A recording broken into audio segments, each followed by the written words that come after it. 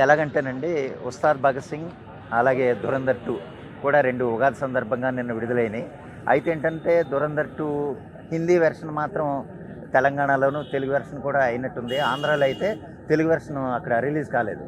'Dhurandhar 2' Telugu version. అయితే cancel చేసి మళ్ళీ రిఫండ్ అవ్వటం ఏదో రకరకాలుగా జరిగింది. కొంచెం కన్‌ఫ్యూజన్ అయితే క్రియేట్ అయింది. అయితే ఏంటంటే 2 ఒకే రోజు రిలీజ్ అవ్వటం, 'ఉస్తాద్ భగత్ సింగ్‌కి' రిలీజ్‌కు ముందు కొంచెం హైప్ ఉన్నా గానీ రిలీజ్‌కి ముందైతే హరీష్ శంకర్ గారు కొట్టిన డప్పు మామూలుగా లేదు. అది మనం ప్రతి సినిమాకి ఆయన డప్పు కొట్టి ఆయన కొంత విలువ లేకుండా చేసుకుంటున్నాడేమో తెలీదు గానీ, ఒకవేళ డప్పు కొట్టినా దానికి తగ్గ స్థాయిలో సినిమా ఉండుంటే, 'ఉస్తాద్ భగత్ సింగ్' కూడా అదే స్థాయిలో ఉండుంటే గనక ఆ డప్పు కవర్ అయ్యేదేమో కానీ, మరీ ఎక్కువ చేసి కొట్టేయడం, ఆయన అభిమానాన్ని ఓవర్‌గా చెప్పుకోవటం మనం చూస్తున్నాం. ఏదేమైనా సినిమా నిన్న నేను ఐమాక్స్ దగ్గర గానీ, లేదా శ్రీరాములు దగ్గర గానీ, లేదా మైత్రి విమల్ దగ్గర గానీ కనుక్కున్న విషయాలు చూస్తే గనక అబోవ్ యావరేజ్‌గా నిలిచింది. కరెక్ట్‌గా చెప్పాలంటే. To be frank above average. అయితే not up to the mark. అది హిట్ బొమ్మే గానీ బ్లాక్ బస్టర్ కాదు. అది కొడితే మనం ఏం చేయలేమండి. మనం అసలు రిజల్ట్ చెప్పాలి. హరీష్ శంకర్ గారు ఆ సినిమాని ఎలా తీర్చిదిద్దారు అన్న విషయమే మనకు మెయిన్. కానీ ఫ్యాన్స్‌ని దానికి వాళ్ళని ఉత్సాహపరిచే విధంగా ఉన్నాయి, కొన్ని మూమెంట్స్ ఉన్నాయి. నేను లేవంట్లే. కానీ ఏంటంటే not up to the mark అంటున్నాను. హిట్ బొమ్మే. బొమ్మ అయితే హిట్టే. Not a blockbuster. చాలా మంది చెప్పారు. చాలా గొప్ప మహేష్ బాబు కానీ చాలా గొప్పగా చెప్పారండి. 'ధురంధర్ 2'ని అసలు 'ధురంధర్ 2'ని 'ఉస్తాద్ భగత్ సింగ్'ని పోల్చకూడదండి.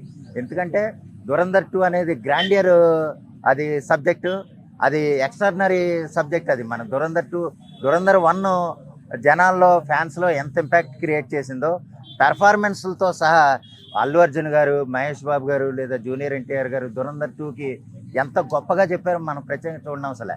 అంత గొప్ప సినిమా కూడా అనేది. ఎక్కడా కూడా ఒక సింగిల్ మినిట్ కూడా డిసప్పాయింట్ చేసినట్టుగా సినిమా ఉండదు. అటువంటిది ఏంటంటే ఆ 'ధురంధర్ 2'ని 'ఉస్తాద్ భగత్ సింగ్'తో పోల్చకూడదండి. ఎందుకంటే అది పాన్ ఇండియన్ ఫిల్ము, ఇది లోకల్ రీజనల్ ఫిల్ము.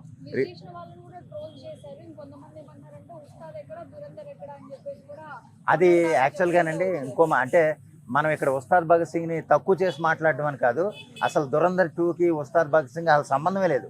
'ధురంధర్ 2' అనేది pan Indian content, extraordinary content. అది ఎంత గొప్పగా ఉందనేది కొంతమంది చూసిన వాళ్ళు చెప్తే ఒక్కళ్ళు కూడా దాని గురించి నెగిటివ్గా చెప్పలే. నిన్న మన గోకుల్ థియేటర్ దగ్గర ఆడుతుంది హిందీ వెర్షను. అది ఎంతమంది జనాలు ఉండి ఎంత హడావిడిగా ఉందంటే 'ధురంధర్ 2' అనేది అది వేరండి. మనం 'ఉస్తాద్ భగత్ సింగ్' ఏంటంటే ఒక లోకల్ సినిమాని మనం దాంతో కంపేర్ చేయకూడదు. అది ఎక్స్ట్రాడినరీ. అది అలాగే అనాలండి. అది తప్పదు. ఎందుకంటే అలాగే ఇప్పుడు నేనైనా సరే పవన్ కళ్యాణ్ గారి ఫ్యాన్ అనుకోండి, నేనైనా సరే 'ఉస్తాద్ భగత్ సింగే' బాగుందంటాను. కానీ ఏంటంటే ఒక సాధారణ ఫ్యాన్గా చెప్పాలంటే కనుక 'ఉస్తాద్ భగత్ సింగ్' కంటే, అంటే 2 ఒకరోజు విడుదలైనవి కాబట్టి మనం కంపేర్ చేసి చెప్తున్నాం. కానీ వాస్తవంగా కంపేర్ చేసి చెప్పకూడదు. ఎందుకంటే 'Dhurandhar 2' is far different from 'Ustaad Bhagat Singh'. అందువల్ల ఏంటంటే ఏదో ఒకరోజు రిలీజ్ అయినాయి, ఉగాది రోజే రిలీజ్ అయినాయి కాబట్టి మనం కంపేర్ చేస్తున్నాం. యాక్చువల్గా 'ధురంధర్ 2' అనేది చాలా బెటర్ ఫిల్మ్. కంపారిటివ్లీ, క్వాలిటీవ్లీ చాలా బెటర్ ఫిల్మ్. డైరెక్టర్ పరంగా కూడా extraordinary film. Okay, 'Ustaad Bhagat Singh' ఏంటంటే ఇది కూడా మంచి సినిమానే. కానీ ఏంటంటే not up to the mark అంటున్నాను. ఇదేం ఫ్యాన్స్ తప్పుగా అర్థం చేసుకోకండి. అది ఈ రోజు కనుక మీరు ఒక థియేటర్ దగ్గరికి వెళ్ళి చూస్తే ఆ రిజల్ట్ ఏంటో ఎందుకన్నానో మీకు తెలుస్తుంది.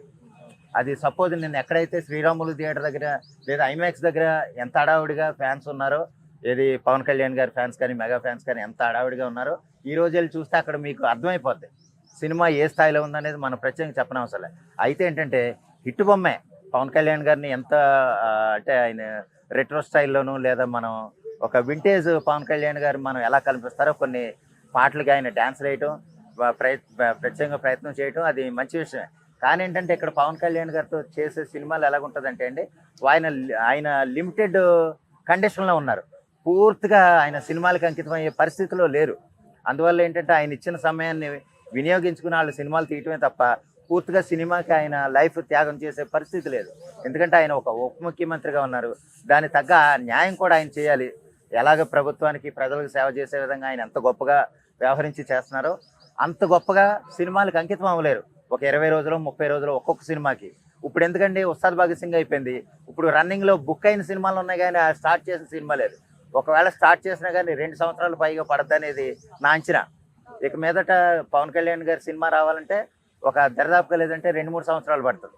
ఎందుకంటే మొదలవ్వలేదు. ఏదో సురేందర్ రెడ్డి గారితో సినిమా ఉంది. అది ఎప్పుడు మొదలవుద్దో మనకు తెలీదు. దానికి పవన్ కళ్యాణ్ గారు ఎప్పుడు డేట్లు ఇస్తారో తెలీదు. అయితే ఏంటంటే ఈ మధ్య కొన్ని ప్రకటనలో పవన్ కళ్యాణ్ గారు చెప్పడం ఏంటంటే, నేను సినిమాలు చేస్తాను. సినిమాల వల్లే నేను ఈ స్థాయికి వచ్చానని చెప్పడం అది మంచి విషయం అండి.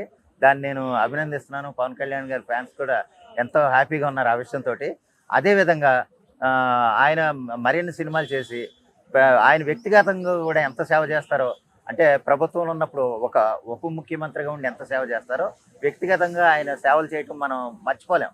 అంత గొప్పగా ఆయన సేవలు చేస్తున్నారు.